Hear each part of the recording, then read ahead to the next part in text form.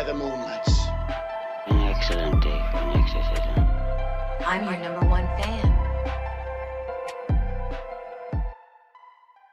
Hey up and welcome back to Rate Scary, the podcast where we delve into each subgenre of horror and put it under the microscope. So yes, if you are new here, what I do is I pick out a subgenre within horror and we go through a few films from that subgenre and delve into them in detail. You can go back and listen to the Gothic series because I completed that a few weeks ago, and right now we are bang smack in the middle of torture porn. Last week I covered one of my absolute favourites, which is American Mary, and this week is no different. I am covering another of my favourites. Of course, I've only picked films that I love, and this week's film is The Loved Ones from 2009.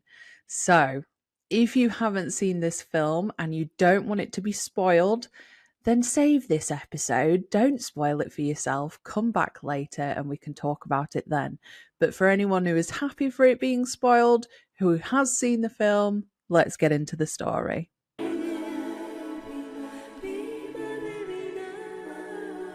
So The Loved One starts off with a guy called Brent. He's in high school and he's driving down the road with his father, Dan, when a bloodied man suddenly appears in the middle of the road. Now, Brent swerves to try and avoid the man, but he crashes the vehicle into a tree, which unfortunately kills his father.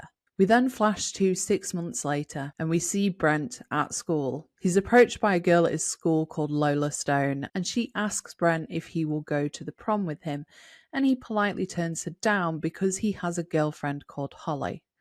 Lola is clearly not happy about this, and we actually see scenes of her watching both Brent and Holly having sex in Holly's car, and she is watching very, very closely. In this first part of the film, we see how Brent is completely guilt-ridden over his father's death, and we see this through the fact that Brent has turned to self-harm with a razor blade that he hides in his necklace. He also seems to have quite a strained relationship with his mother, Carla.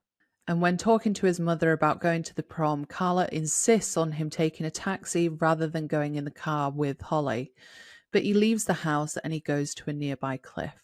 There we can see that he is briefly contemplating suicide, but he does change his mind. And as he's listening to music, someone comes up behind him and knocks him out. As Brent wakes up, he finds himself bound to a chair. And his captors are Lola, who we'd seen earlier, and also her father, Eric, who have decorated their house in the style of a prom or a formal. The three of them are sat at a table, along with a woman that they call Bright Eyes, who isn't speaking and barely seems to be with it. And what Lola does next is absolutely horrific. She gets a syringe and she injects Brent's voice box with bleach to destroy his vocal cords, meaning he is unable to scream or to talk.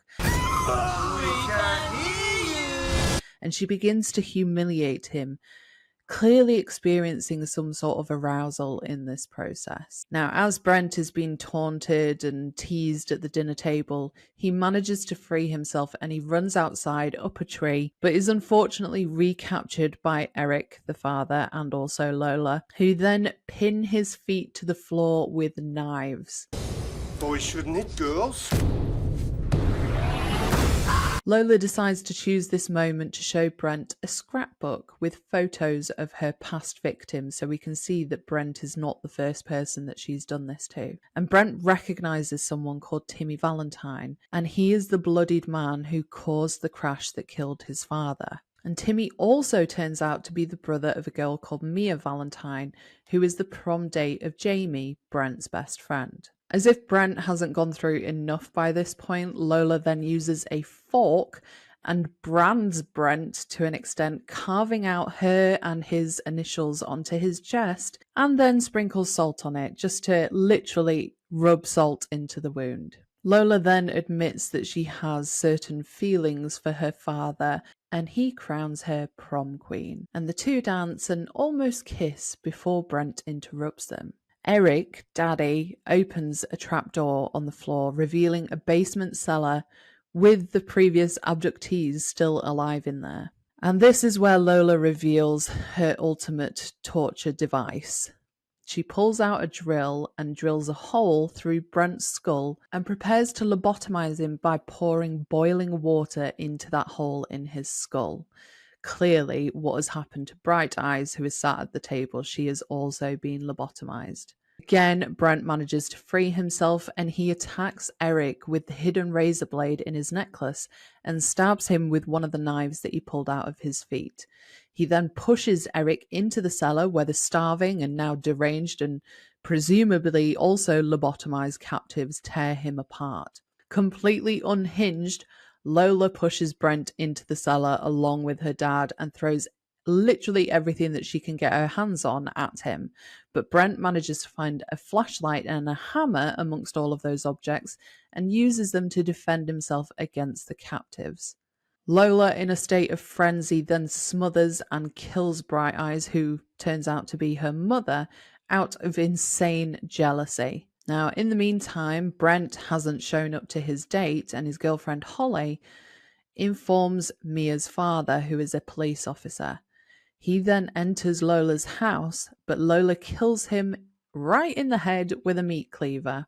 Lola is feeling pretty full of herself by this point, and she taunts Brent, saying that she's going to kill Carla, his mother, as revenge for him killing her father, and also kill Holly, his girlfriend, for breaking her heart. She then leaves, but after she leaves, Brent climbs out of the pit using the pile of corpses almost as a stepladder to get out.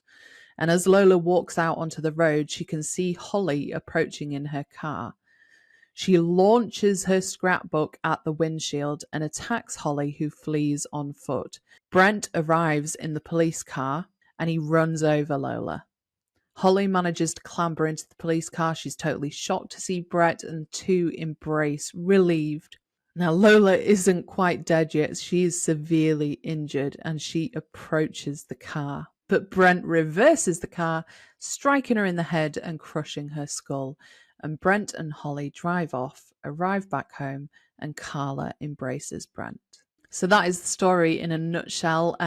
We've got some fantastic cast in this film. I'm not going to be able to go through all of them in detail, but there's, I think, 3 that I do want to cover off. The first one, obviously, being Brent, who is played by Xavier Samuel, who endures this horrific ordeal at the hands of Lola and her father. And he's already gone through a shitload by losing his father. He's clearly blaming himself for that loss. And we see at every stage of Brent's journey his emotional state. He goes from guilt-ridden and numb from the loss of his dad. He then goes to trapped and completely hopeless at the hands of Lola and Eric, and then fighting and alive as he manages to get out and rejoin Holly. He has survived the absolute worst kind of not just physical torture, but also psychological, which I don't think gets talked enough about in this film.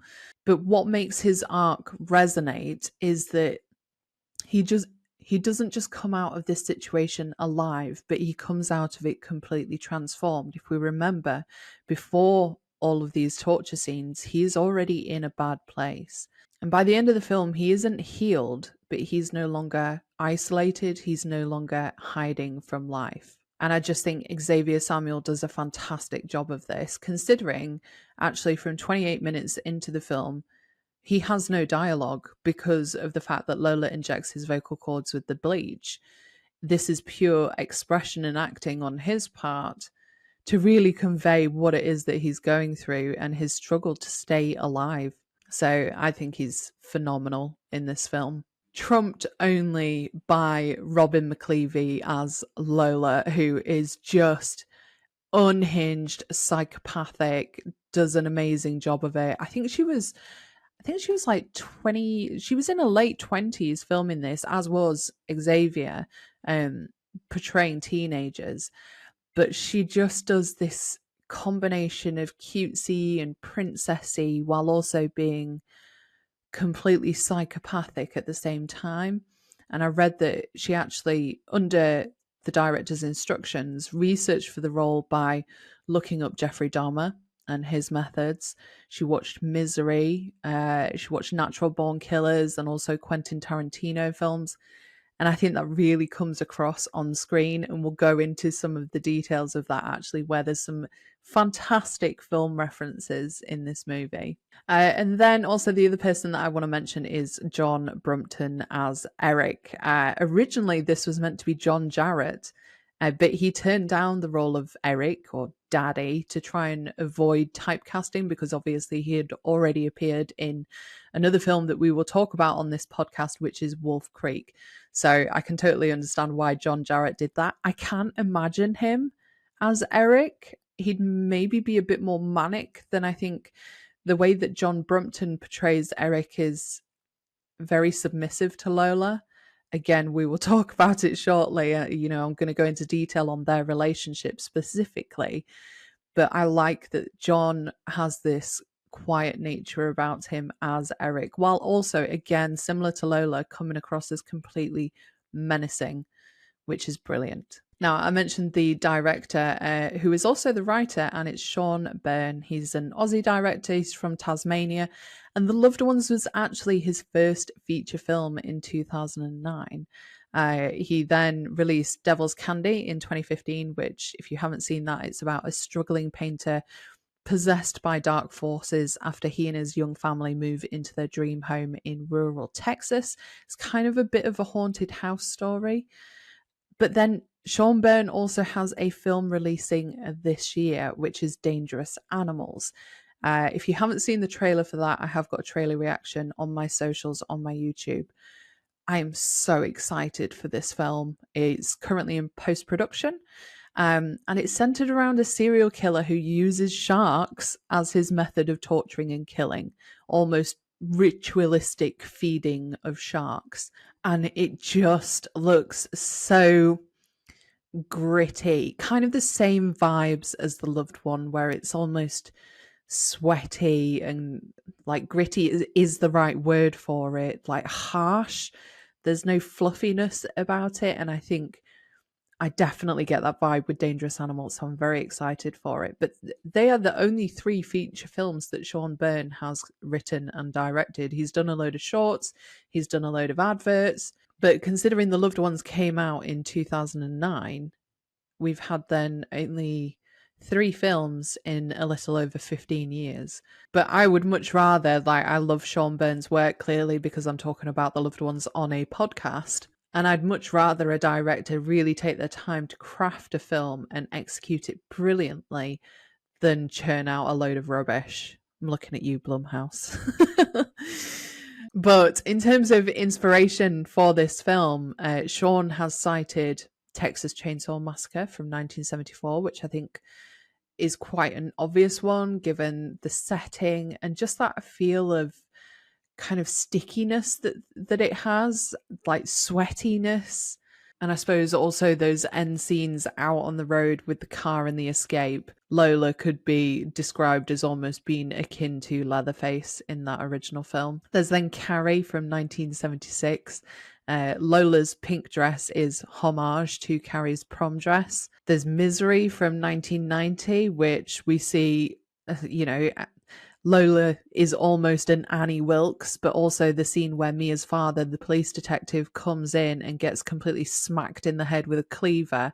Very similar to that scene in Misery where the police detective turns up. And then also Audition from 1999. The methods of torture that Lola uses, not quite as refined as those that we see in Audition. They are much more blunt, but effective all the same, and utterly brutal. I don't know which film I would rather be tortured in, to be honest. Neither, ideally.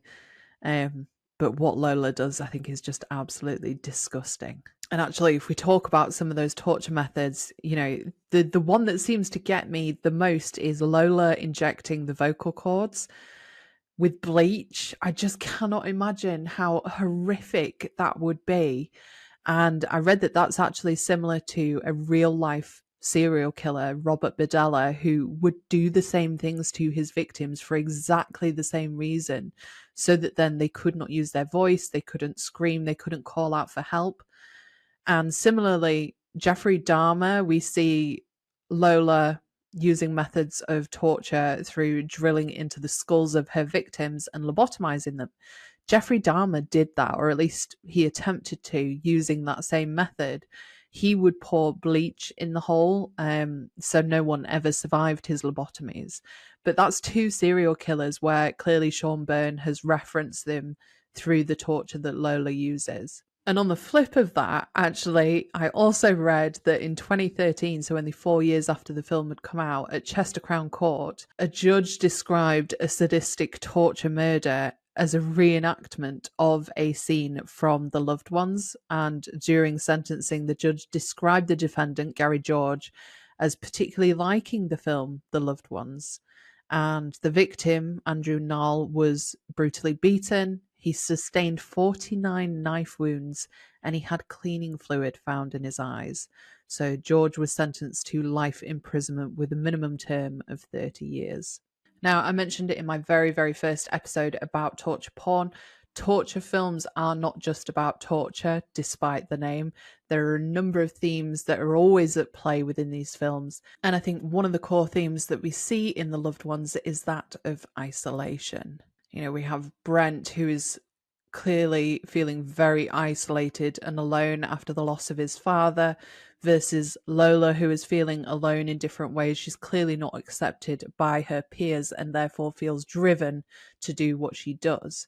But there are also some little hints at isolation. We have a black spider toy that we see on Brent's desk at one point, and a black spider can be a representation of loneliness and isolation, which is very fitting, like I said, because Brent seems to have isolated himself from others due to his depression. And then also Lola's name, Lola Stone, is an anagram for lost and alone, which is apparently completely by accident, it seems, because when this was pointed out to director Sean Byrne in a Q&A panel, he was just as surprised as the audience was. So a very, very happy coincidence that works very well given the themes. Another big one, kind of similar to isolation and loneliness, is that of guilt. Like I said, Brent's guilt and what results in his isolation due to the loss of his father. He then has very self-destructive behavior after that car accident, and it highlights how unresolved grief can just completely consume someone. You know, we have that entire cliff scene where he is contemplating jumping. It's not just a moment of despair for him, it's a visual representation of his emotional state at that point. He is literally teetering on the edge of life and death. And he doesn't jump, but it shows us just how hollowed out that he feels inside. This guilt over his father's death is completely crushing him. And also that scene really sets the tone for the rest of the film, because Brent is already suffering and everything that follows just pushes that suffering into the physical realm rather than the emotional realm. Because the trauma in this film isn't just psychological, it manifests physically and violently. And if we're going to talk about violence, we need to talk about Lola and the theme of obsession and control.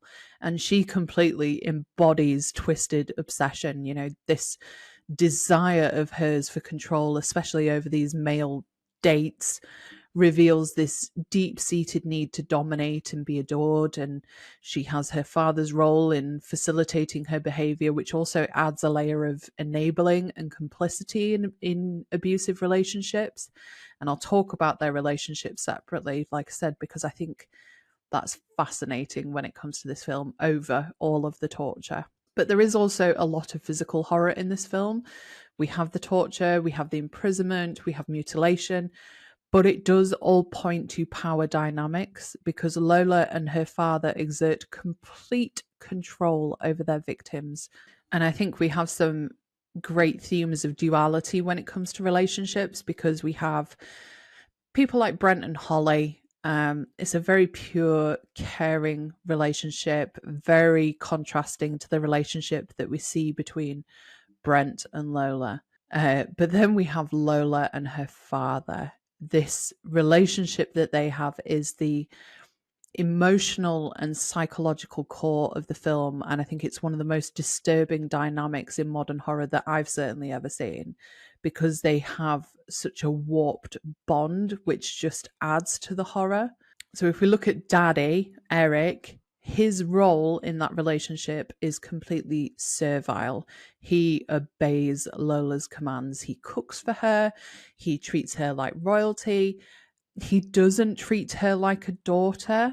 And while he is older and he is Lola's father, he is not the one in charge, which just gives this creepy role reversal vibe because Lola plays the part of spoiled child princess while he is her servant, willing to do anything for her. And it's almost like Lola has trained him, or that he's raised her in a way that has blurred boundaries so completely that she has developed this godlike sense of control. And the other thing that's worth mentioning is there are definite incestuous undertones with Lola and Eric. It's not overtly sexual, but the way in which he looks at her, the physical closeness, the overly intimate rituals, it all points to some sort of unnatural, possibly abusive past. Like when Lola is saying things like, "Am I pretty, daddy?" or she sits in his lap, it's not just creepy, it's symbolic of psychological perversion. And she doesn't seek love from peers her own age, despite her capturing these young boys to then torture. She is doing that because she craves validation and affection from daddy. And like I said, it's because of this we have this theme of duality, because the film plays with the idea that beneath the surface of a quiet town or a pretty girl in the form of Lola lies something much, much, much, much more sinister. Lola is a perfect example of that. She's got her pretty pastel, princessy appearance, confetti, sparkles, glitter, fairy lights, and that very starkly contrasts her violent tendencies, symbolizing how appearances can mask deep dysfunction. But it also suggests that she is both victim and monster as well, because her sadism didn't come from nowhere. Her father has raised her in an environment where control, possession, and cruelty were expressions of love. And it's that twisted foundation that makes her such a chilling character, because, like I said, underneath those fairy lights and prettiness, there is clearly a child that didn't have a normal upbringing. And, you know, I could go on for hours about the psychology of Lola Stone in this film, but I think that's probably for me to mull over rather than boring you all with it and going into potentially Lola's upbringing and speculating. But as usual, if you haven't guessed by now, I absolutely love The Loved Ones. It did not have a successful release at all, and it is still a relatively unknown film. Definitely flies under the radar. It's got a bit of a cult following, I think. And I think it's only after people have watched Sean Byrne's other film, The Devil's Candy, that people have then gone back and realised that he has The Loved Ones. So if I could advise anyone of anything, ahead of Dangerous Animals coming out later this year, go back and watch The Loved Ones, because I definitely get the same vibe from the trailer of Dangerous Animals as I do from The Loved Ones. Like, Aussie horror is a different breed, and it's why I'll also be talking about Wolf Creek on the podcast. It's just grungy and gritty and dirty and realistic. Like, there's no Hollywood sheen to it at all. Conversations are very real. There's a brutality to them, kind of similar to the Texas Chainsaw Massacre, which, like I said, was used as a reference point for this film. And I just love that. I love watching a film and feeling like I need to take a shower afterwards. And that is definitely the case with The Loved Ones. Do let me know in the comments if you are a fan of The Loved Ones as well. I'd love to know your thoughts on the film. Like, do you read into Lola as much as I do? What do you think of Brent's journey throughout this film? And are you excited for Sean Byrne's upcoming film, Dangerous Animals? Do let me know in the comments. And while you're there, please drop a follow, drop a subscription. And if you could, also drop a rating, because it really helps me get out, helps with the algorithm, and to be able to reach more people and hopefully chat to about my favourite thing, which is horror films. But you can also follow me on my socials. So I am at Rate Scary on Instagram and YouTube, and at Scary's Zara Mary on TikTok, Instagram, and Letterboxd. Next week, I'm going to be talking all things Martyrs with my very good Sam. She's been on the podcast before. She joined me to talk about Crimson Peak when I did my Gothic subgenre deep dive. And this is one of her favourite films. I actually need to go back and rewatch Martyrs. I've got to bring myself to do that this week ahead of us talking about this film. But I'm so excited to chat to her because she's bloody lovely. And I just love it when someone's really passionate about a film and opens my eyes to other things that maybe I didn't spot, which is exactly what she did with Crimson Peak. So make sure you stick around for that one next week. And in terms of other torture films that I'm going to be talking about, we've still got Wolf Creek, like I mentioned, still got the Hostel franchise. I'm going to be talking about Would You Rather, and I'm also going to do a great big ranking of a load of torture films to wrap things up. So we've still got another few weeks yet. But until then, I'll see thee with this then. I'll see thee soon. They're coming to get you, Barbara. I guess everyone's entitled to one good scare, huh? I'll be right back. Game over. It's all for you. Beware the moonlights. An excellent day for an exorcism. I'm your number one fan.